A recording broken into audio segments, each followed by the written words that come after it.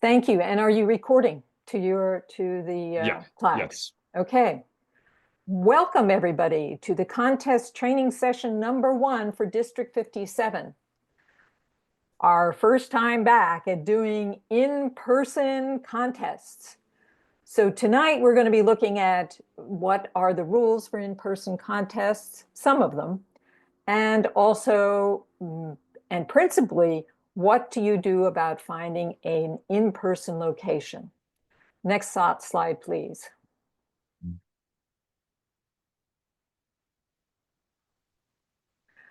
We as a district have voted upon and decided to do 2 contests, the International Speech Contest and the Evaluation Contest.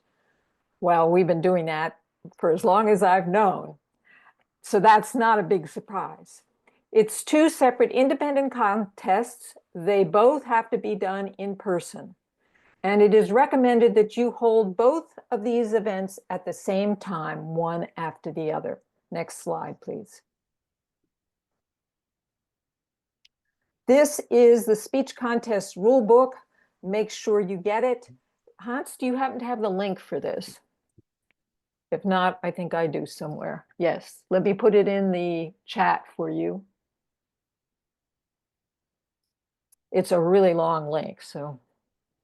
And you've probably already received it before, but there it is. You want to read it thoroughly because there are rules that are very specific to the in-person contest. And we have been doing Zoom contests, online contests for about 5 years. So this is a change. Next slide, please. This is our training plan overview. We're going to have 4 sessions. The first session is what you need for an in-person contest. That is, we're going to briefly go over the number of leaders and volunteers you need, and we are going to spend some time on how to find a location. We might even do breakout rooms depending on what it looks like, whether we have a lot of options or whether people are really stumped. Things that you want to consider when you do set a location, what kind of location you want, whether there's a cost involved. And then we want to talk about what you need to do to allow remote viewing from your members who are not in the area or just can't make it in person. And then session 2, which is going to be in December, and we're going to talk about when we're going to do that, is about planning and recruitment, including eligibility criteria for the different roles and defensive planning. Next slide, please. The third meeting is going to be about the in-person judging process, how the chief judge works with the judges, tiebreaker judge, the ballot counters, and how to compute the results using paper ballots. We can no longer use the console to do it for us. We have to go back to the old pen and paper and calculator. The 4th session will concern contest running details, such as what do you do about food?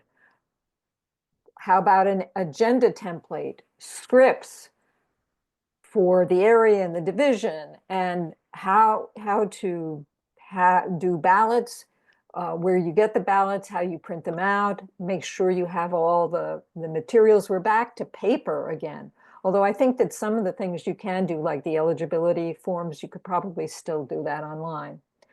And then certificates of participation, maybe first, second, and third, and whether or not you even want awards like medals.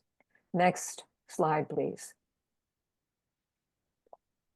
So the training schedule, module 1, today, ta-da, we're done. I mean, we're not done, but we're here already. Now, Hans, I want you to do a poll. So why don't we stop the slideshow here?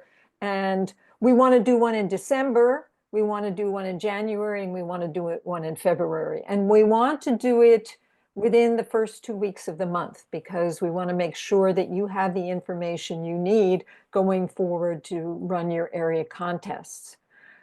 So Hans, do you have a poll set up, or should we just ask people to raise their hand? Oh, yes.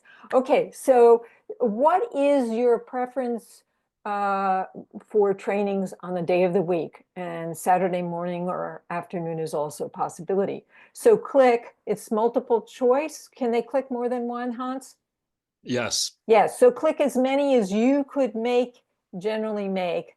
And that way we will know what are the best days for you all to meet. And please submit them and Hans will give us the results. Can we differentiate between Saturday morning and afternoon? Good No, point. I have Saturday morning club meetings. That's why I'm asking. Sorry. I'll ditch the club meeting to be at this training. How's that?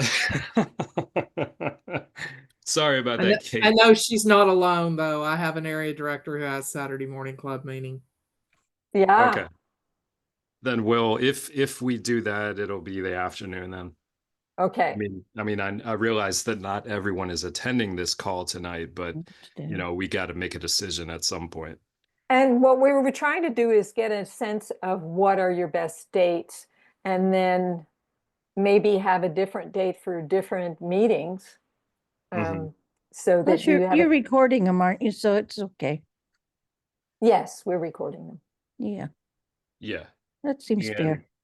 Okay. So just give 30 more seconds and I'll Hold on, I didn't even choose. So I forgot to submit my own poll. Monday evening, that's very interesting. I always thought that Monday was going back to work. People were always pretty busy, but that's interesting. Okay. I will take a screenshot of this right now and we'll take this into consideration. You'll hear from us on the next dates coming up, in the next couple of months. So okay, great. Thank you very much. So we can go back to the slideshow. Yeah. If you can get back to the same place. Oh, hey, there we go. Monday is and Friday evening, which is what we're already doing. So that's interesting. Yeah. Okay. Tuesday and Wednesday are not so good. Thursday slightly better. Okay. All right. So we will. Thursday are always club meetings usually. What's that? Mondays Tuesday, Wednesday, and Thursday is when a lot of clubs meet. Right. Yes. Okay. So Fridays and Mondays. Thank you, Hans. That was great. Sure. So we're going to pick a date for December and January and February, and we will get back and make sure that you all know what those dates are. We will send it out through the newsletter that gets sent out on Sundays. Next slide, please. Oh, hold on. Let's see.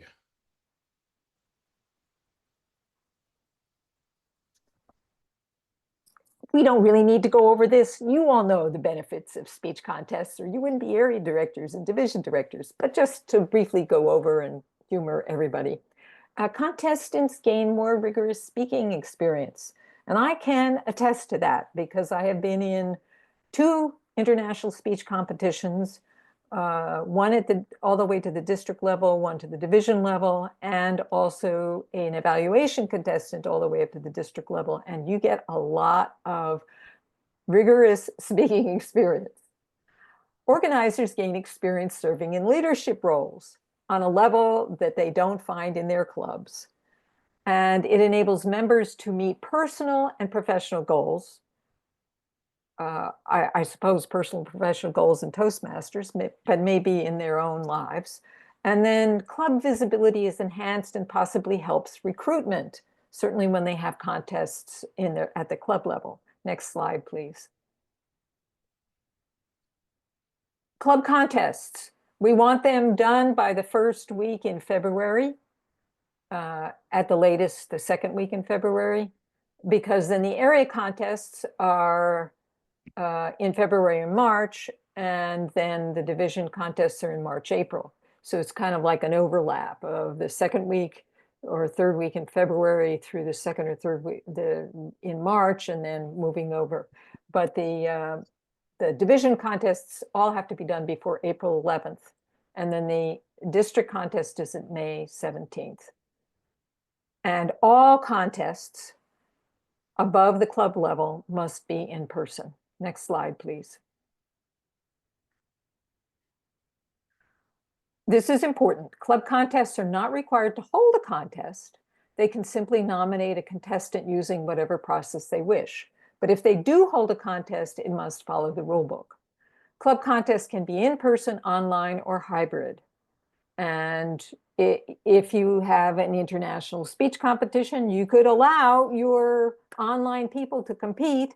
If they win, they have to either show up in person at the area or it gets turned over to the next person who can show up in person. So make sure that you keep track of how everybody landed in the contest, because you may have to go past the third person to get your area contestant.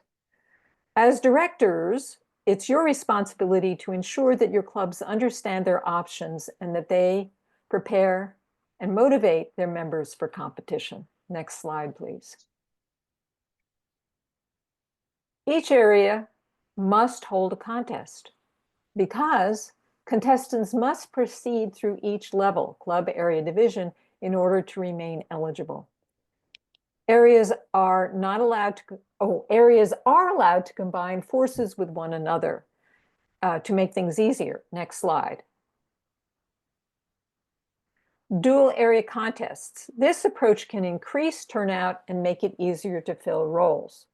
For example, my own area, Division D30, lost one of its clubs. One of its clubs is online only. So that leaves 2 clubs. So that's not that's people competing. So it would really behoove Area D30 to join with another area in order to have a contest.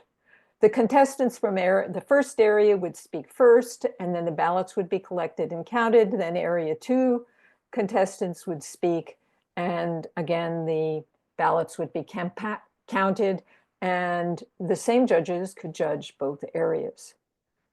And you would only need 1 test speaker.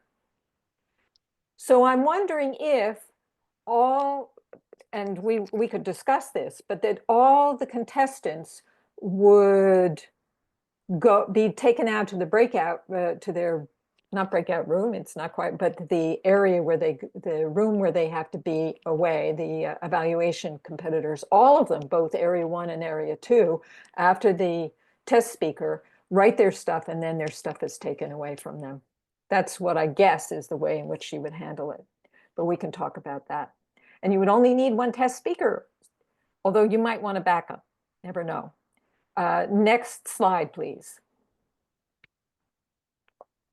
Area contest scheduling tips. Area contests should usually be scheduled at 6 or 6:30 on a weeknight, but Saturday morning or Sunday afternoon may also work. Finding a location. We are going to talk about this as soon as we get through this slide deck. Secure your date once you have it on the D57 calendars, subject to the following constraints: at least 2 weeks before your division contest. These are our area contests. And at most 2 area contests on any given date. And not on the day of any division contest. Well, if it's 2 weeks before, you would think that that wouldn't be on the same day. And then make sure you submit. Pardon? How does that work if they're doing a joint? Because technically 2 areas would be on the same date.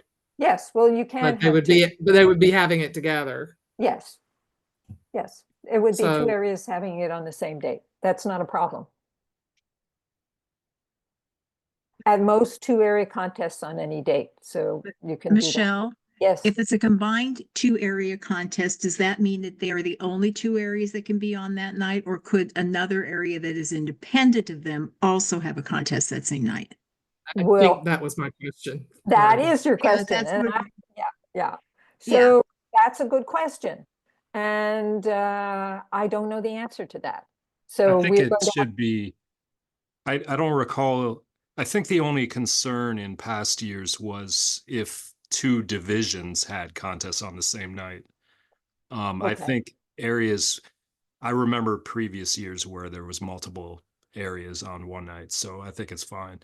Okay, It's just the only issue is if those areas are all within, like, say, the same 5 or 10 mile radius, and it makes them difficult to find volunteers, you know? Right, right, right. So that could be a consideration, is if it's on the same night that you would have fewer resources for volunteers. So you might want to start getting your volunteers even before you find your place. But then you need to know the date, so you can't do that. Any questions more on this slide? Any more questions for this slide? Okay, next slide. Contestant eligibility.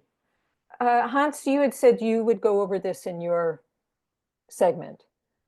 Oh, But, okay. Um, That's fine. okay, so we just go past that because I want to make sure that we have plenty of. Well, no, I Go said for it. I was talking about volunteer recruiting and stuff like that. Okay. So this is fine to go This through. is fine. Okay, so speech contestants must have completed level 2 in pathways or have a DTM. And if they are a member of a charter club that launched less than a year before the contest, this requirement is waived and they can compete. But otherwise, they have to have completed 2 levels in pathways in order to be eligible. And in the evaluation contest, there is no educational requirements. Even brand new members can compete. Any questions on this? I know most of you all know this. This has never changed. Well, no, that's not true. It's changed since Pathways came into being. Next slide. Who cannot compete? You, district officers, such as area directors and division directors, anyone planning to campaign for next year's elected positions. Hans and me, because we're going to be running the contest at the district level, so it's going to be really hard for us to compete. Next slide. Contestant eligibility continued. To remain eligible, they must remain a paid member throughout the contest season, as long as they're competing, of a club in good standing. That is 8+ members. And this is interesting. It doesn't need to be the same club they originally competed at, but it does need to be in the same area if they're in the area contest or in the same division at the division level. Any questions on that? That's a little confusing, but it does mean that if they are in one club and that club ceases to be in good standing, but they're in another club that is in good standing, they can continue to compete if it's in the same area or division. Yeah, and the good standing note is important because the dashboard might not be current. So you always, if a club says, if they're right on the border and they say 8 or 9 members, and then they drop below 8, you could contact them and say, do you have proof? Do you have evidence that you have submitted payments to get yourself back up to 8 members? Right. And there's a process to do that. So it is a concern, but there's a workaround. Well, and the next statement says, if they miss the March 31st payment deadline, it's okay as long as they pay before their next contest. Well, So that's for the members. Yeah, they can pay whenever they want as long as it's before the contest. I was talking about the club itself being in good standing. Right, but that could be their 8 members. Say one of them drops off and you say, oh my God, but we have somebody in the contest. You have to sign up again. And then they sign Exactly. up and then they have 8 members and then they're in good standing again, right? Yep. Okay. So I think it works as long both. as they're not just 5 or 6, but they would have known that well in advance. Yes, yes, they should. They should. So my curiosity is suppose they are in a club that's on shaky standing, could they quickly join another club in the same area and make sure that they're in that club to be in good standing? They might have to do that. So that's something to keep in mind. Yeah, they could, but I don't think I've ever seen that happen, but I'm sure it's possible. Hey, if you're really competitive, I know that Cynthia Stott joined a club in Canada because she wanted to win the division, and she felt like the division in D57 was too challenging, so she went to a contest. The contest in I don't know, one of the Canadian provinces. Interesting. So yeah, no, some people will go out of their way that really want to do it. Next slide, please. Contestants must maintain their eligibility throughout the entire contest season.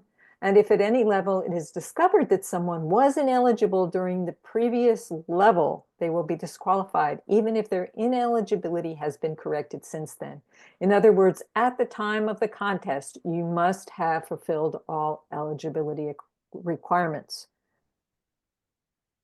So you want to make sure, area directors, division directors, that your contestants meet all the eligibility requirements as of the date of your contest. Next slide, please. If contestants belong to more than one club, they can compete at each of them. However, they cannot compete in more than one area speech contest and/or one area evaluation contest, even if it's in a different division or district or state or country. Only one. Next slide, please. Here is a list of the volunteers you need. This hasn't changed, except that instead of a tech host, you won't need a tech host, but you will need a tech troubleshooter. You will need somebody to keep an eye on the remote camera that is going to be showing the contestants over Zoom to people who weren't able to come in person. Otherwise, they're all the same. Contest chair, contest toastmaster, test speaker, sergeant of arms to take your evaluation contestants to another room to write their evaluations and wait their turn, chief judge, voting judges and tiebreaker judge, timers, ballot counters. Next slide. Who recruits the volunteers? The contest chair is supposed to recruit all volunteers, ensure everyone is trained and prepped, and send out invitations. I think they probably have to do other things like publicity as well, but maybe they can delegate that responsibility. The chief judge may recruit judges, but it is the responsibility of the contest chair. The area director usually serves as the contest chair unless they find someone else to do it. For those area directors who are not in the area, they might want to work with a contest chair and support them so that they don't have to do all the work themselves, which is a great idea anyway. Next slide, please. A no Zoom breakout room is called the hallway. Yes, although in some places there's actually a separate room. Okay, so this is a document that you want, because this lists how many people you need for the different roles, depending on whether it's club, area, division, or district. This might be something worth putting in the chat. If Ananda, you have a copy of it, or we can put it in later. I think I have a copy of it somewhere. Or you probably, all of you have a copy of this from some point in time. But depending on whether you are an area, and if you have questions, you can ask this, but you're going to have a chance to ask this again in the third meeting when they talk about how the judges go, because those are the main things, is getting enough judges. Ananda here. Yes. One suggestion for the sergeant at arms, for the area and above, we must have at least two. Okay. Two, because if they are dual contests and you need some control over the evaluation contestants, if they go into two different rooms, so one of the sergeant at arms remains in the main room, the other goes with the contestants to the breakout room, the physical breakout room. So you Okay. need two of them at Yeah, the good idea. area level. Two, at least two. Yeah, I think this chart was made during the pandemic by someone in our district. So that's a good point. It's always good to have two sergeant at arms to have, Right. one stays behind. Right. Or if you have two contests going at the same time, you would have one handling one contest and one handling the other area contest. You know, Might be for the, one- if there is a dual area contest, you will need Right. 3. Oh, so You will what's the need one 3. that's staying behind? What are they doing? One stays behind, the other 2 goes, accompanies the contestants to the 2 breakout rooms, if there are 2 breakout rooms, you know, Okay, because one of them will stay in the breakout room, the other third person will bring the contestant back into the main room when oh, he, I see. You have one that's going back and forth. Yes, good point. yeah, You're right. he You do need to. takes that contestant, brings it to the main room when he, Right. Good point. Good point. So yes, this needs to be updated. Maybe I don't know if we have the original form for this. It'd be nice to change it or redo it.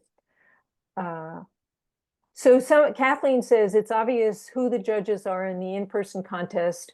Derek Ho suggested giving everyone in the audience a ballot so they can score it. The real judge ballots are specially marked so the ballot counter knows which ones to count. Oh my God, I can You don't- see the You problem. don't have to, It's- yeah, I'm just chatting along with my, Okay, It's certainly Don't it's worry. certainly Don't worry. interesting, but the rule book does not, they don't care about the fact that the judges are visible. They have to raise their hands so that their ballots can be collected, and apparently TMI does not have a problem with that. right. So we don't have to worry too much about it. I mean, I don't think we're like, I mean, that's the way we did it I- before the yeah. pandemic. I don't I think we're just going to think go it's- out and shoot any judges or anything like Yeah. that. So no, stock I'm their just houses. chatting on. Okay. Ray says no Zoom breakout room is called the hallway. And yes, that was certainly the case for our contest, our evaluation contest at our club meeting. And please don't volunteer to help a contest official to another contest of the same type. So I think we're going to be covering that in a minute. Yeah.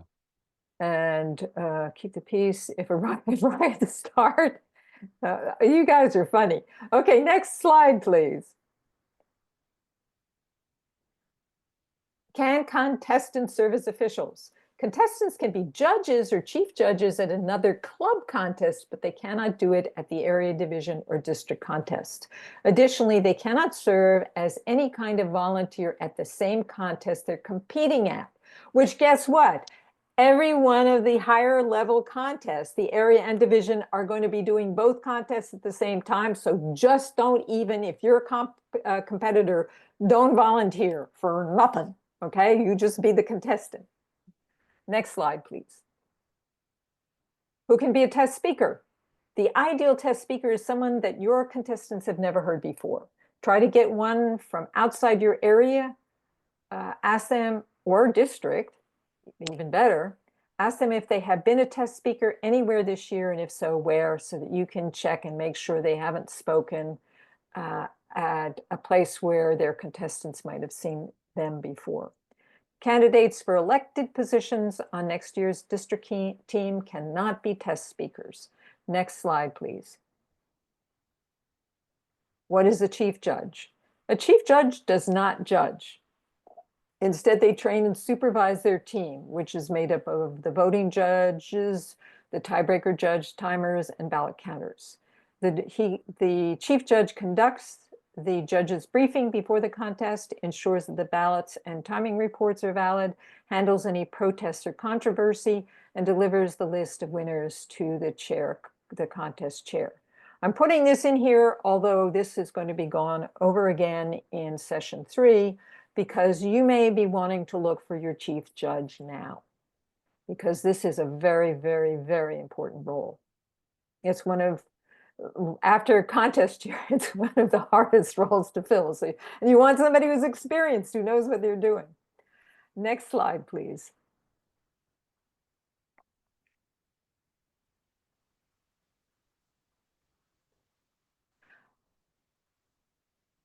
So there was a question here. If you are participating in a speech contest, can you take a functionary role in the evaluation contest? Hans says, yes, you can. Okay. Okay, so now I'm going to tell you some ideas I have for locations.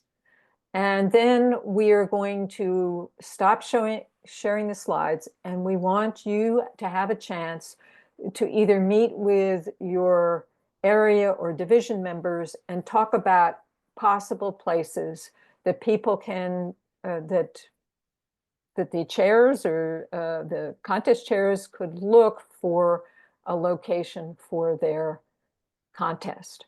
So here are the things that I put down. Ask your clubs where they're meeting in person. For example, last year when I was in the evaluation contest, I was going to a lot of in-person meetings to practice giving in-person evaluations. And there is a place in Oakland, the Church of Religious Sciences. It's a really big space. That's where they had the memorial service for Carolyn Douglas. It's a great place to have a contest. Reach out to that club. I don't remember the name of the club right now, but that might, they at least for their area contest, they might be willing to arrange something. Library large meeting rooms. A lot of libraries have large meeting rooms, and you could arrange. I know that, for example, the Albany Library has a large meeting room, and you can get use of that if you apply for it ahead of time, but you only have like a month ahead of time. So that might not be the best thing. And you probably can't have food. Senior community meeting rooms are sometimes large enough. Church meeting rooms like Church of Religious Sciences, corporate meeting rooms, university meeting rooms. I went to another club at the University of California in Berkeley, and they had a very, very nice meeting room. And City Hall might have meeting rooms. But you also want to ask about serving food. These contests go on for a long time, and it's nice to have a break and have food. Let's stop sharing the slides and open the floor for questions about locations or suggestions. And maybe people can put some ideas in the chat as well. Ananda, Yes. can we go back to the last slide, please? Oh. Hans, Hans, the would last you go slide. back to Which- last? the last one. Okay. Does D57 provide any financial support for the choosing an event or the food? We can talk that out. There is something, but I don't think it's a lot. I think it might be, I may be wrong about this. Does anybody know? Like $50? Nobody knows. We will find that out for you. Because it's probably a moving target at the moment. They're still discussing that. Yeah, that's it. It's a moving target, right? But you want to see if you can get your room or space for free, if at all possible. Yeah, I mean, I've had experience getting rooms for certain events, and typically at a town the size of Danville, San Ramon, or whatever, you should be able to find a town meeting room in one of the town facilities for about anywhere between $50 to $100 an hour. Which is, if you have two clubs and they each have $50, you might be able to swing it. Yeah. But your meeting is going to go on for longer than an hour. So I see Daniel has a question, or Daniel. Oh, yes, Daniel, do you have a question? You want to speak it out? Yes. So if we have a joint area contest, and let's say one area has 2 clubs and one has 4, how exactly do you split that, like the cost of the venue or cost of, let's say, refreshments? Do you split it 50-50, or do you just... I would say split it 50-50 because both areas get the same amount of money. So I don't think you do it. I mean, maybe one of the areas brings more people than the other people, and so how do you work that out? So I would say it would be equally split, because I think just having less contestants doesn't qualify you for paying less. Okay. And Okay. if we need to split some of the cost between the clubs, let's say our venue is a little bit more expensive, or our refreshments are going to cost a little bit more, as long as we have the receipts so that we can tally up how much we spent, we can split that between the clubs, right? Yes, I would think that that would be appropriate. I think this isn't a time to be nickel and diming and trying to do fancy algebraic calculations. I think splitting is probably the way to go. You know, when you're at a dinner table and you guys all have a nice meal together, it's kind of tacky to, oh, wait a minute, you had drinks. And more so in the division. So you're right that maybe clubs have some money that they can use, put towards or their clubs could contribute, because the area directors don't have any money. It's the clubs that might have money to contribute. But hopefully you won't have to do that. Somebody had a question? Well, there was an interesting comment in the chat from Kathleen. She said that you are allowed to charge people to attend a contest. So if an area or division contest wanted to, theoretically, they could charge. I have not seen that done before. Ever done, yeah. But it's certainly an opportunity. But I think that, you know, between the fact that potlucking is available and, you know, you might be able to find a room for free and there might be some money from the district, I doubt anyone would need to do that, but it's certainly available. Right, right. And we've got a couple other ideas in the chat too. East Bay Regional Parks, Okay, municipal visitor centers, cool. senior centers. Michelle, you mentioned that. Yes, senior centers. Every town has a senior center and they typically have a large facility. So I met a woman and went to her, it's a co-op and it's for women, it's for seniors over 55. And they have a huge community room, but I don't think they have any Toastmasters. So I may have to work on seeing if I can get her to join Toastmasters, because you have to have somebody in the community to allow you to go there. But think outside the box here, guys. If you know somebody who's in is in a community that has a large community center. Yeah, a lot of churches might be willing to do that, and definitely mention that you're a nonprofit, especially when you deal with a city or town government. Mention that you're a nonprofit, because you either get a reduced rate or maybe even free. Ray says division used to get 100. So Ray, you know, we're talking about the last time we had in-person contests was before the great COVID event, which decimated Toastmasters. So we just have to hope that we get something. And we also have to be, you know, good, inventive people and come up with some solutions. Yeah, you could, to get a bigger audience, you could always post a flyer on Facebook or Nextdoor and just invite people who are not even Toastmasters. I mean, there's no issue with that. Yes, and you want to do that because that would be a way to attract more members. Because Nextdoor is very, you know, for people local to that community, it's a very effective tool. Well, here's the piece that is missing in a lot of people. Y'all have local newspapers, and this is a piece of the World Championship of Public Speaking, and it's a stepping stone to get there. And if you go to your local papers ahead of time, they will put it in there because there's nothing else going on. True. So you never know if you get right person, right time. I've got like 5 or 6 articles in our local paper because I just told them, hey, this is a good idea. And they go, oh, really? Let's do it. And then 2 days later, it's in the paper. So awesome. Those are simple little things that you can do. You just have to reach out and have conversations. You know, you can't keep your screens off in regular life. So you have to reach out and have regular conversations with people, and they will do what you ask them to do. Because they're looking for events and they're looking for things to put in there. So the other thing is to check out your city community center and see if, of course, they often charge, but maybe if you're a nonprofit, they may reduce the fee, or maybe not. Depends on how hungry your city is. I know my city's super hungry. So do you want to meet according to your areas and meet in a breakout room? Hans could Or put you in a breakout divisions. room or division to talk Yeah, about this. Ananda, one second.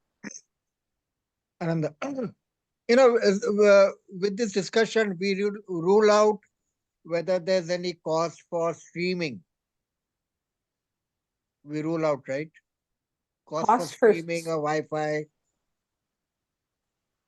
Cost for live streaming or Oh. Wi-Fi. well, if you use, you're not going to be. We are using a cell phone to stream, right? We are using a cell phone to record and. Yeah, but you use if you have an unlimited cell, you know. Are you saying if the contest facility does not have their own Wi-Fi? Right, that's what he's saying. Well, Exactly. I would not. I personally, you certainly could use a like a hotspot, but it's not typically reliable in like a very large building with a lot of concrete. It's Right. just not. It's typically not good. You So mean the cell service isn't good? it might be good in a private home or a Right. small restaurant, but Right. not a big Right, concrete. good point. You know. Yeah, so that would be saying thank you, Ananda. That's another thing you want to check with your location is do they have Wi-Fi that you can get access for free? Yeah. Good point. Excellent.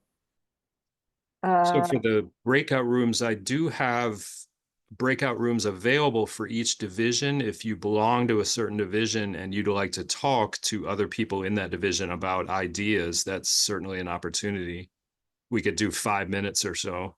So what divisions do we have here? Well, all 6 of them. Okay. I can. Is this something we still want to do?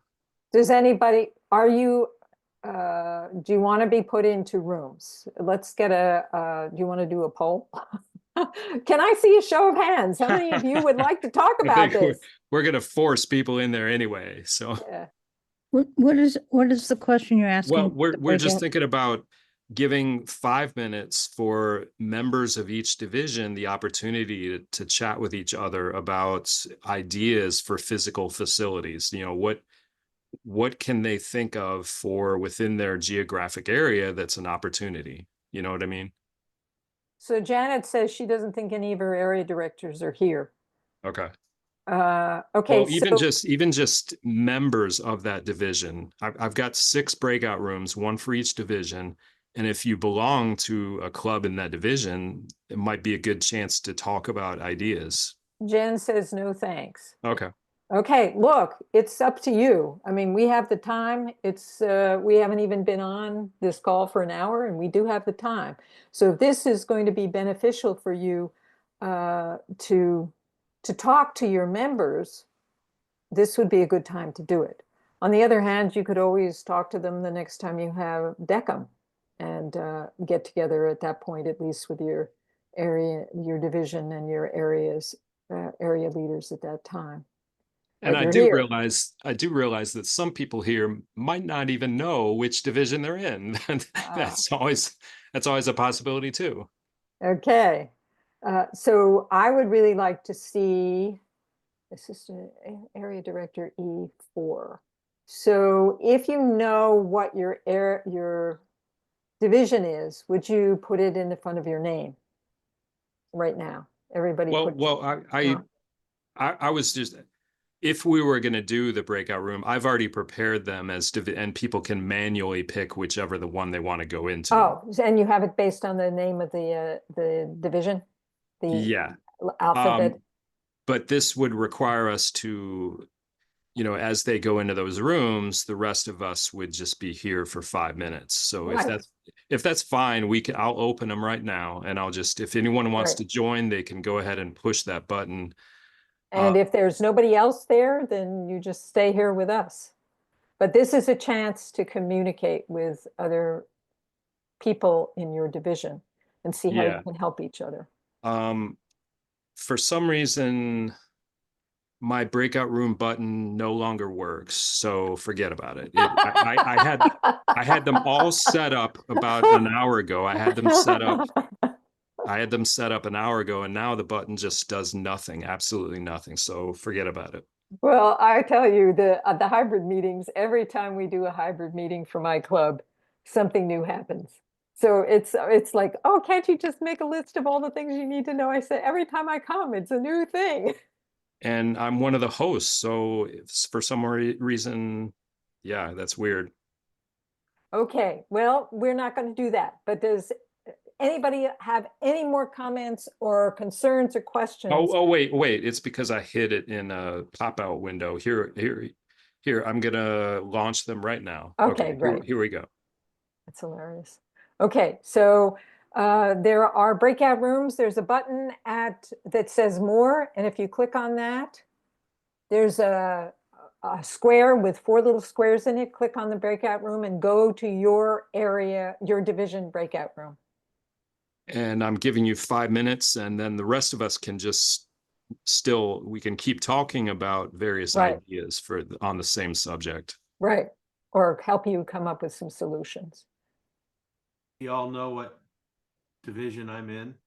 I'm in Petaluma. You're which? Toast of Petaluma. Let me check the dashboard to see what that is.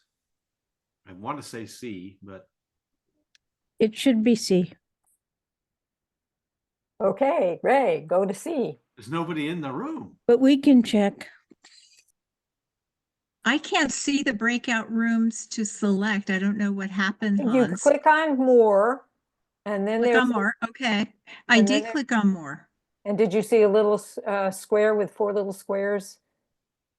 No. It may look like a drop down Is menu. there one that's called breakout rooms to the left of more? Oh, could be. Yeah, No, it says there join. used to be. Yeah, it says join breakout room. It's the last selection on Oh, that it's the list. last one? Okay. And so A and B don't have anybody, but C wait, does. wait. So Ray, go to no. C. No, A and B, well, A is here. I have 3 of my area directors plus individual members plus me. Oh, We have a Dang. ton of people. You oh, can go with a council meeting or something. Wow. okay. Well, they have to join. Anyone from B I don't think there's then? anybody in there. Oh, now somebody's in there.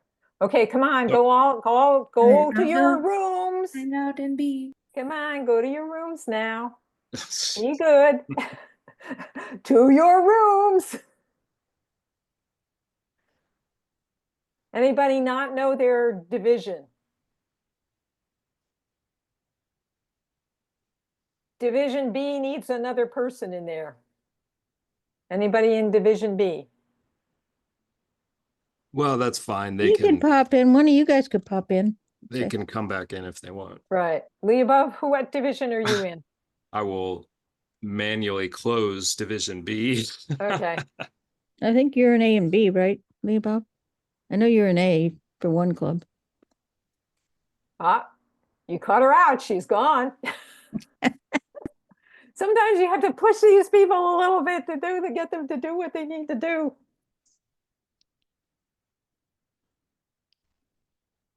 Okay, I'm going to close Division B, and then we can just keep talking. Okay. And Division A, Kathleen, you're staying here with us because you're one of our organizers. And you're not an Well, I area don't know director. about all that, but I do know that I've already spoken to Maureen about some possibilities of rooms available in Division A. Awesome. And go check them out. Great. Renew, are you from Division A? I am from Division B, Michelle. Oh. Yeah, I kicked you out because there was no one else from. Oh, I see. Okay. So are you the area director? No, I am not. I Are am you- the president of my local club. I got the email talking about training for the contest, so I joined. Okay. Very good. How wonderful. Hans, get her name down. This is a potential leader.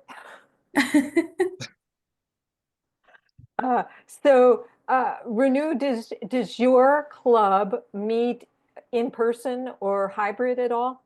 We are in person and it's a corporate club, so we usually don't have guests from outside of our company. Mhm. We run it in person, and whoever cannot attend in person joins us on Teams. Uh-huh. We do have a location though. I spoke to my previous president. She said there was a time they conducted a contest in one of our conference rooms with volunteers. It is possible. We just need to plan ahead and book the room. Awesome. What company is it? Illumina, we are in Hayward. Okay, I'm not familiar with that one, but there were times during the pandemic when companies like Chevron and AT&T did allow their meeting rooms to be used for area contests, and it was pretty impressive. In fact, I think even the it was the PG&E, I think, allowed one of their rooms too. So it's definitely an advantage if you're a corporate club, if you have those contacts. So we would certainly appreciate, it's not a requirement, but if your area has any difficulty finding a location, you might want to, I'm Help. sure they would appreciate your help in that regard. Yes. Renew, do you know who your area director is? Jill Arrington, she sent out a questionnaire and I let her know that we have a space. Awesome. And with volunteers, we can make it work. Fantastic. Yeah. See, you guys are like really on top of it. Thank you so much. For an area contest? For an area For contest, the yeah. area contest. Okay. Typically for an area contest, I would predict, you want to predict, say, 20 to 30 people at least. Okay. In total, including all the volunteers and audience members. And if there's an audience, it might be even more. So Okay. So find out from your area director how many clubs are in your area, because she may want to share the wealth with another area director who doesn't have access to a place to do their contest. If there aren't a lot of people, but if you have a lot of people, then, just keep it for yourself. But if there aren't a lot of people, then by having the other area in there, it will allow you to share your volunteers, and it will allow you to have more participants and more guests. So we're very happy that you're part of Toastmasters. Yeah, me too. And thanks, Michelle. That's valuable advice. I'll talk to Jill about it and Yes, yeah, whatever we can do to help. that'd be great. And since she didn't come tonight, well, of course, we're going to have a recording and we will send this out. Okay. And then she'll get to see us talking, because Yeah. you're still recording, Hans? yeah. Okay. And it looks like all the breakout rooms have closed, so we're all back in the main room together. Okay. And it's nice to see people instead of just words, names. Anybody have any questions or concerns or problems with ideas for where you can have your in-person contest? Raise your hand if you need help. I think Ray had a lot of suggestions. Ray, do you have a suggestion? Oh, I said with the he said you needed help. I'm going with the contest, not just in life, because I had plenty of things to do. We knew No, that. just with locations for the that. contest. That's all we're talking about here. Okay, Division E, Daniel, how can we help you? Quick question. So for club level contests and area level contests, the awards are going to be certificates, right? Not medals or anything of the sort? Probably certificates. Probably If certificates.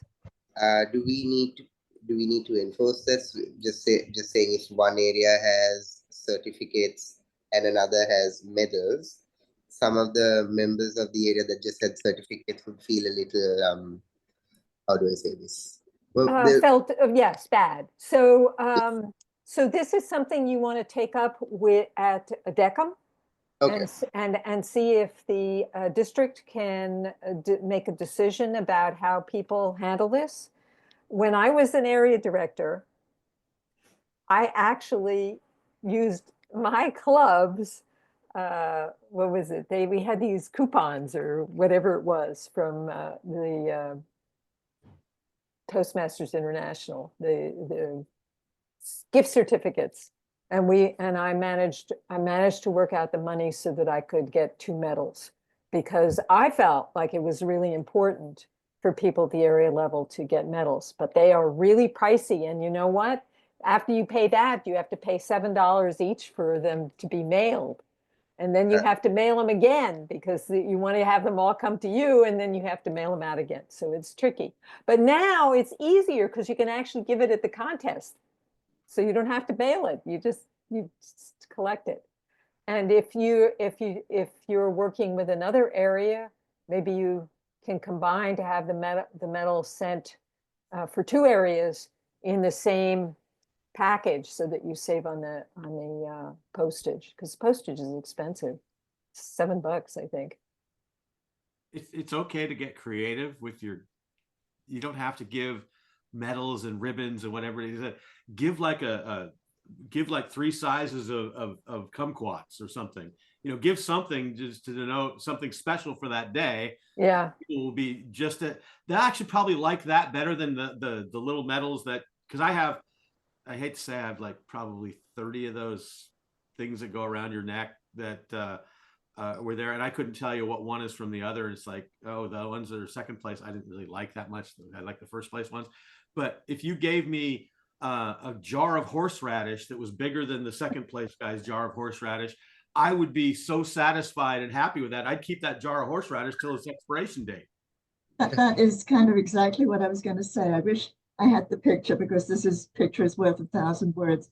But there was one time where we had a club contest, and the person arranging it got bunches of broccoli. So they were, lovely and green, and tied them with red ribbons and gave them like bouquets. And you could see the people that won them were kind of holding them up like they really valued them. It was great.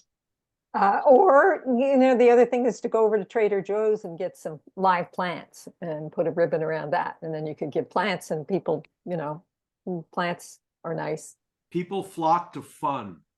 And, yes. And if you have a fun atmosphere for the contest, it will be fun and more people will show up. Your enthusiasm is contagious. Yes. So it doesn't have to be medals. Thank you. Any other questions? Do we have anything else we have to go over? Not really a question, but a comment. I just wanted to reiterate your comment a while ago about Wi-Fi. I used to be part of the homeowners association in my area, and our local church graciously donated a room for us to use. But 2 things we always had trouble with: getting keys to get in, because we were usually there when nobody else was, and we had no access to the Wi-Fi. We know there was Wi-Fi in the building, but they would never give us access. So we'd have people come in to do presentations and things like that, and then find out they didn't have any Wi-Fi. So you have to be really, really specific with the place. Yes, I just want to make sure people think about that. Yep. It's a good point. Anybody else? Ananda here. About the Wi-Fi issue, I think you have to go before the event and check it out. It's very important. You check out the Wi-Fi and the location and the seating arrangement and whatever is to be. You definitely have to check out the place before you actually check out the place before you commit to it. Go to thrift stores and pick out somebody else's trophies, or maybe you can find some sort of children's trophies that are made of plastic, right? A children's toy store. A comedy warm-up act, yeah. Oh, so the certificates. The Toastmasters International does have certificates, and you can download them, and they're really crappy looking. And then they have nicer ones. And then maybe you can find an old one that actually has color, and take a shot of it or scan it, and then cover over what was written on it before, and then be able to put in new stuff. And I think I did that for a number of contests that I ran. I have a question. Yes. So what if the members or the winners from the club level aren't able to make it to the area, or will they be given anything for I guess They would be given something from the club level, but they wouldn't be participating in the area, so they wouldn't get anything from the area. from the area? Yeah, and Okay. what the club would have to do is choose somebody, you know, if there are a number of people who competed and maybe it wasn't number one or number two or even number three, but number four is in the area, they would go to the area contest. And then I guess, and that's what I'm getting at. What if maybe none of us from the club level can make it to the area? Where is your club? We're in California. Yeah. Yeah, so I'm just saying because some people might not be able to, or not want to travel to the area to actually to do it. Yeah, that's the difficulty, being that this year all contests above the club level must be in person. So that's definitely unfortunate. I would, you know, if those members are interested in competing, the unfortunate reality is I would encourage them to join a second club in their local area. Okay. Oh, how could you? How could you?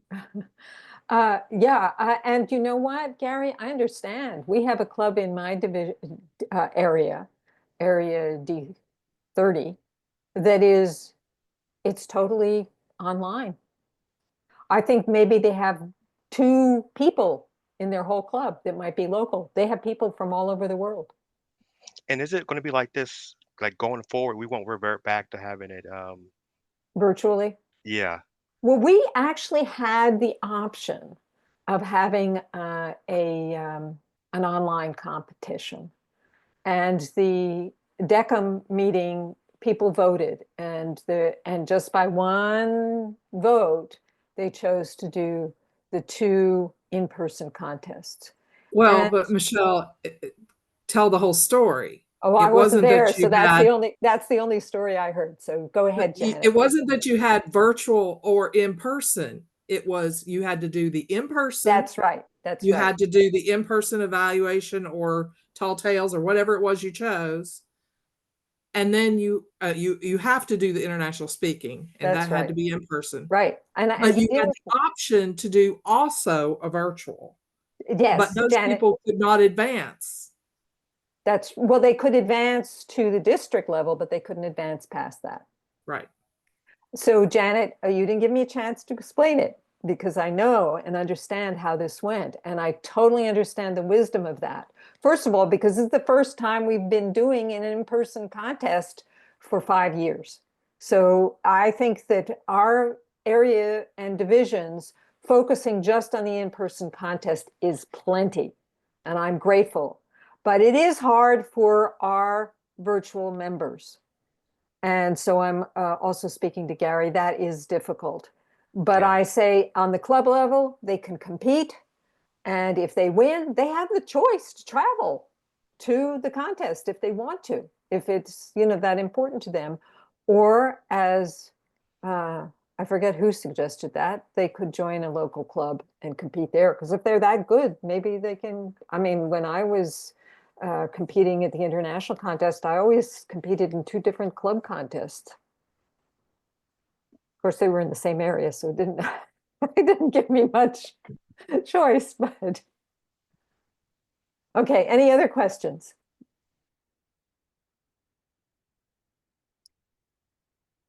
Do we have anything else that we need to go over on the slides, Hans? I'm sorry, did we what? Are we finished with the slides, or is there anything else we should go over? There were some questions to test people with, but Oh, that's right. That's right. Let me. maybe you could ask the questions and see if we get some people that have been listening. Yeah. So we did have some questions that were kind of like a pop quiz. So we wanted to throw these out and see if there were any misunderstandings or misperceptions about some of these questions. So I will go ahead and Read them. recite those questions. The first question is, which contest role should the contest chair try to fill first? Anyone have any guess on that? Chief Maureen. Judge. Chief Judge. Absolutely. Yes. And the reason for that is, you know, most of the time, the chief judge goes ahead and recruits judges. I mean, and they've got a lot of work to do. They have to prepare, they have to train the ballot counters and the timers and the judges. And, you know, they have to prepare a chief judge briefing. So that's definitely the first person you should find. Okay. What's the next question? Next question is, can anyone sign up to become an evaluation contestant? Member in good standing and a club in Any good standing. member. Yes. Yeah, as any exceptions that you can think of? Any disqualifications? Yes. If they're from a club that isn't in good standing. Correct. Like So, the however, division there are, director, I'm sorry, go ahead. division director, area director. Yeah, any kind of Yeah. district officer or anyone who is running for next year, you know, plans to run for an elected position. But the great thing about the evaluation contestant is there are no educational qualifications. So you do not need to have level 2 of pathways. You don't need a DTM. So you could theoretically be a brand new member as long as you're a member of a club in good standing. So I would encourage you, those of you who are area directors, put the word out to your clubs, say, look, this could be a good motivational tool for your new members to see what life is like outside your club. And, you know, you could stimulate some interest that way and get some participation going. And the next question that we had for you tonight is, can someone with no pathways level completions sign up to be an international speech contestant? So that's a different contest, the No. international Yes. speech. Yes. No, if they So- have their They can do DTM, it under one circumstance, if it's a newly chartered club, Very good, less Catherine. than 1 year. Or if Very they good, have yes. a DTM. Yeah. Or if they have a DTM, yes. Oh, So that newly chartered club, it must be within like a year from the content. Yeah, 1 year from charter. A year ago. Yeah. What does DTM mean? Distinguished Toastmaster. Distinguished. It's got a lot of little hoops and barriers and stuff that you have to jump over to get. It takes a while. Yep. It takes about a year and a half or 2 years, unless you belong to a bunch of different clubs and you just speak all over the place. Next question is, can a contestant also serve as a ballot counter? If so, when and where? only in the other kind of contest than the one that they're in. Yep, that's one possibility. Don't remember, there was more. I don't remember. There was So more. you that- like if you are a speech contestant, you can certainly do it at an evaluation contest. But if we're doing both contests in the same night, probably not. Well, no, you could, because you're not having any impact on, you know, there's no conflict of interest. However, you cannot, you know, you're not allowed to do it at another. If you're a speech contestant, you can't be a ballot counter for any other speech contest. You could do Of it the same kind. So right. you could be a ballot right, counter for evaluation if you're an ISC contestant. right. Okay, got it. And I know that, you know, that there's a lot of technicalities, and we'll get into it more in the second training session next month. You know, because that goes into detail with stuff like what are the judge eligibility requirements and who can be a judge and all that, but that was a little too detailed for tonight. So we just wanted to get you started on what kind of contests you're going to need to do and where you're going to do it, and throw some ideas about, because it's been 5 years since you've had to find a physical facility. So that's one challenge. And then the other challenge is finding people who are actually willing to travel to either compete or volunteer. So you want to put some feelers out as early as possible, and, you know, just make sure people know that you're asking them to volunteer. They're going to have to drive somewhere. And for some people, that's new to them. But if you position the contest as a great, I mean, this was an event. I mean, before the pandemic, it was actually almost a party. I mean, It was. It was. and people, like Ray mentioned, you know, you put it in your newspaper and you promote it and you say, look, this is the community could actually attend if they want. This is something you're going to hear some great speeches. And literally the local newspaper, because I won the district and I went to the regional or whatever you call it, and the newspaper wanted to talk to me about it, and they printed this article, and the headline said, Petaluma man world champion of public speaking. Like, all right, unring that bell. You know, it's like, so I would walk down, that's the guy. I go, no, I didn't win. You're certainly, you're competing in the world championship about like 5 levels down. Yes. No, I just 1 away from the final 9. So. Wow, pretty good, Ray. Yeah. Okay, any other questions you want to ask them? Seeing in the chat that people are looking for scripts. Are we going to have contest scripts? Yes, that's going to be in session 4, and Ananda is going to provide you all with scripts. You know, we will provide you with the scripts, but you have to maybe make some modifications, some adjustments based on your needs and requirements. And Especially they if the will be script at was- the area level and up. Yeah, and especially if the script was written for an online contest, you may have to make adjustments. Yeah. Some Will the adjustments will be needed in them. We'll get them. Will the scripts be available before the club contests? Good question. I will be looking at the website archive, because I know we archived a lot of those materials and documents. We already have scripts from the, you know, the remote contests that we've had over the last few years, but there are a few tweaks that will need to happen for in-person contests, like especially the evaluation contests. So I'll dig around in the archives and see what I can come up with. Right. You know, I may have some old club level scripts last year's or year before last year's, but they were hybrid, so you may have to tweak them. I'll try to look for them and send them out, but you will have to adjust them. You have to make some changes in them.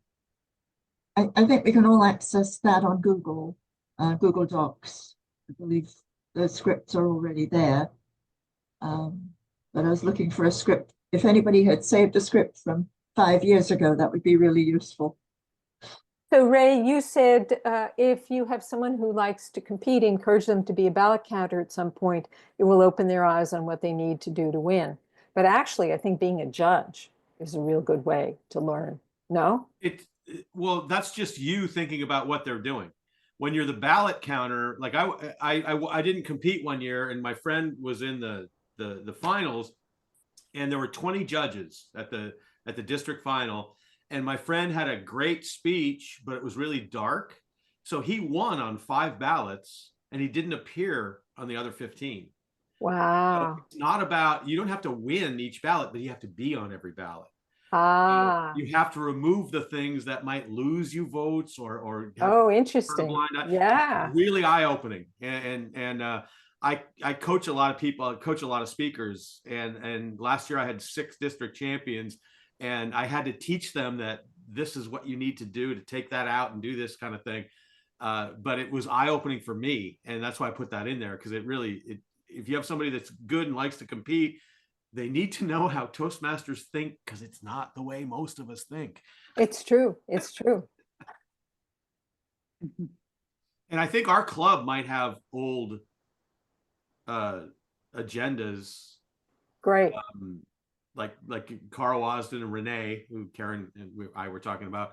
They might have access to old Toastmaster agendas from contests. Great. So if you have any materials that you think might help us out, we could put our, do we have a email that we could put in the chat that they could send to us? Hans, do you have a email that's not your private email?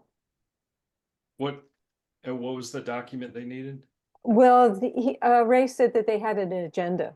It's a typical contest agenda. There's probably, not an agenda, but a script. Oh, a script. So Toastmaster. he thinks they may have a script. So that Yeah. might be useful. So maybe send it to Hans. Hans, if you can Well, put. I don't have it. I think our people in our club do it. So if you Okay. reach out to them, I'm not a division director or anything like that. I just came out here because I love contests, and saw the email, so I hopped on.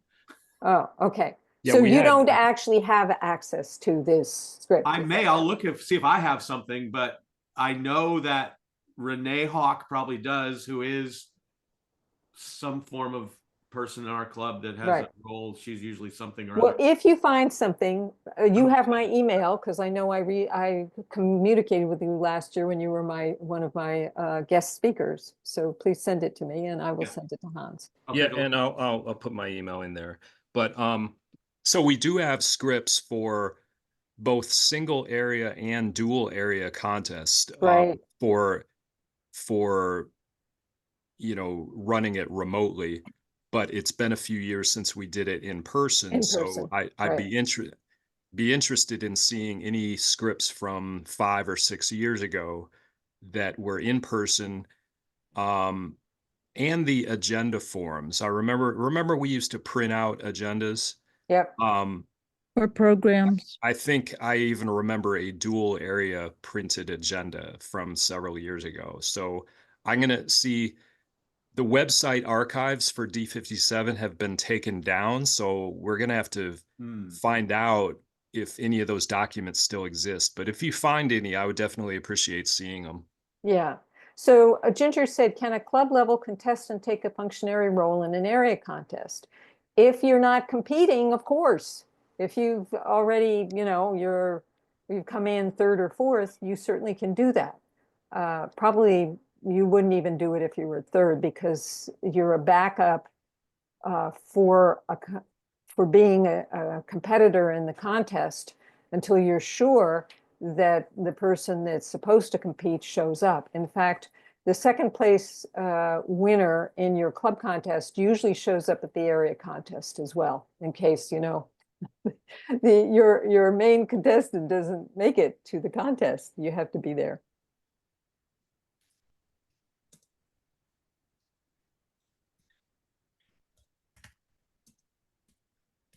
Geraldo still has the old website information.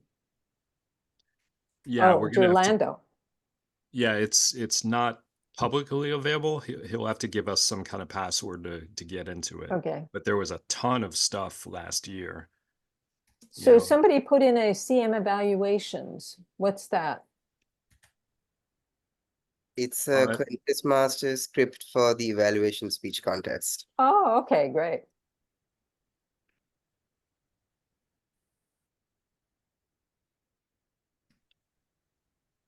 Okay, well, I've downloaded that. Got that. Thank you. And Hans, what's the YouTube on D57? Oh, that's just my email address. Oh, that's yeah. YouTube. Well, that's because I'm the YouTube chair or whatever that is. Okay, all right. So if you want to send copies of scripts or agendas, please send them to Hans. He's got his email in there. You can save the chat. Does D57 still invite the previous winner to be the contest Toastmaster? I have no idea. You mean for the district contest?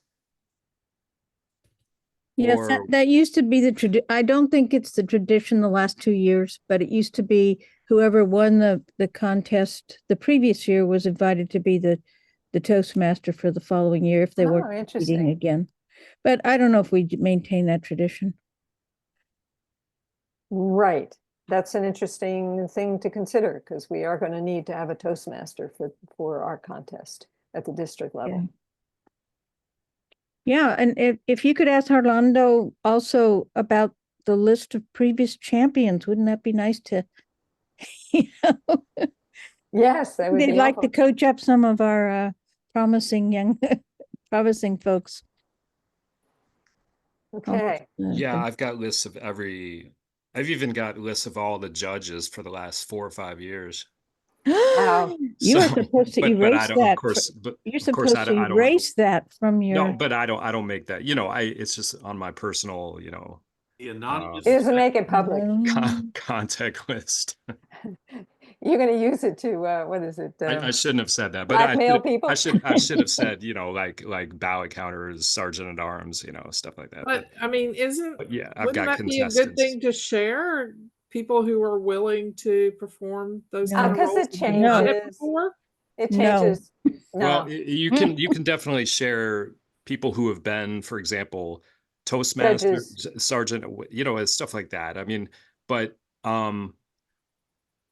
definitely don't tie a judge to a specific contest. That's not something you want to do. Daniel? But I mean, as a person who's recruiting people to help, like I may not have a list of people in my mind. I mean, I've had some people already tell me that they'd volunteer to help, but knowing what that you these wanna people have do done is- this in the past. Yeah, at the club level, you say, okay, we need, every member has to pitch in and take some functionary role. If you're doing the area, then every club who sends a competitor needs to also send at least one. I mean, it should be an even distribution of judges. And as you expand out to the division contest, it should be fairly balanced. And really, they should show up and cheer their people on and take functionary roles in the contest. Otherwise, it becomes imbalanced. But Janet, you're at the division level, so you have to get people from the area level to come up with some judges for you. Ask your area directors to give you judges. Okay, Daniel, I you still have a think question. my comment stands, It would be nice if we had some kind of pool of people who have done this in the past and would be willing to do it again. Actually, that's my question as well. Like, do we have a list of eligible judges or people who attended judges training? No, because I have it for the district events, but not for each area and division. I think that's because the chief judge generally briefs the voting and tiebreaker judges, but also you might note that District 101 is having a judge-specific training. It's on their training calendar. If you would want to attend it. You might want to attend it and spot some potential judges there. Plus, judges are supposed to do the online training too, right? What's that? There's an online training for judges too, when you're the judge. Yeah, that's coming up in a couple months, but yeah, it's definitely a challenge because I remember last year we sent out a survey to everyone saying, if you're even thinking about serving in this particular position, just let us know and put your name down. And we only got like 20 people who responded to that survey. So it's very difficult. You just each area or each division, I would recommend division level, because at division you have a wide net you can cast and you can say, look, these are going to be fun. They're going to be really great events. So please, here's a description of each role. If you're interested, just drop your name and we'll contact you. And, you know, you can change your mind later, but we're just putting a feeler out. So Hans, I forget now, can like an area director after their contest be a judge in a division or not? Because I remember yeah. I was a chief judge for another area while I was the area director for my area, and that wasn't seen as a conflict of interest. And it was great because then I really knew how the contest worked.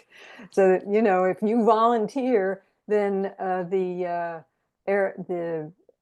contest chair for the one that I volunteered, she was then a chief judge for my contest. So that's how we handled that.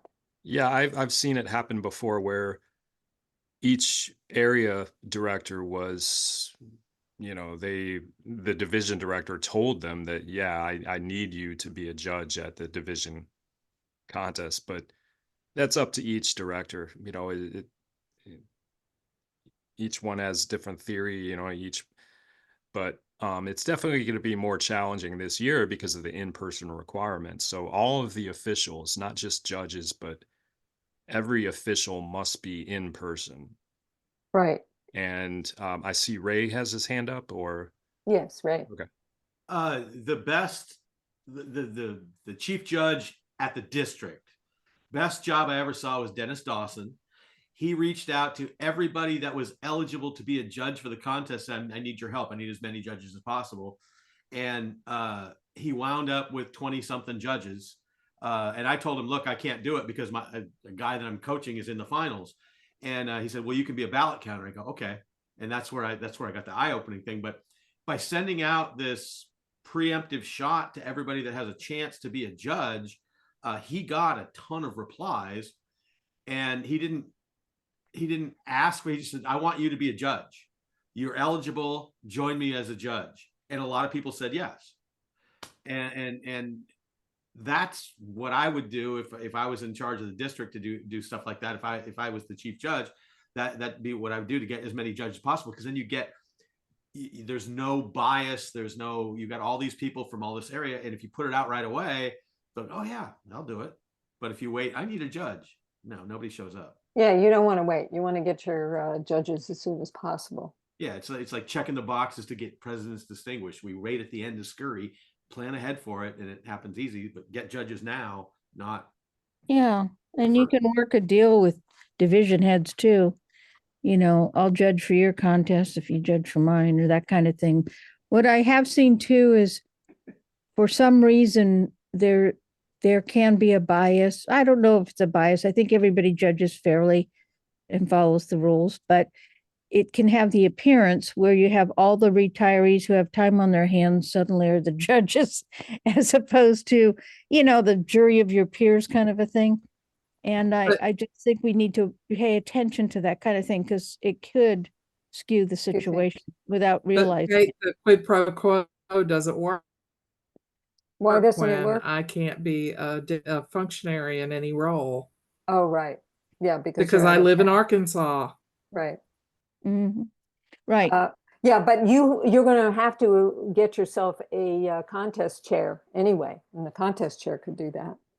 But the Plus, whole you could idea, do the program. I'll you could judge do the for you. forms. If you judge for me, I can't uphold that part of it. You can't, No. but you're going to have to get a contest chair to be at the event, and they could help you in that regard. Yeah, you need to twist arms regardless of your being in person or not. It will come down to that. You're going to really be on, you know, I have to get people to sign up for these roles. You know, Ananda here, one thing about what we were discussing just now, bottom line is whether judge or any other role, they should be ready to travel for area level and up. You can get the list of the eligible judges, but if they are not ready to travel, it doesn't work.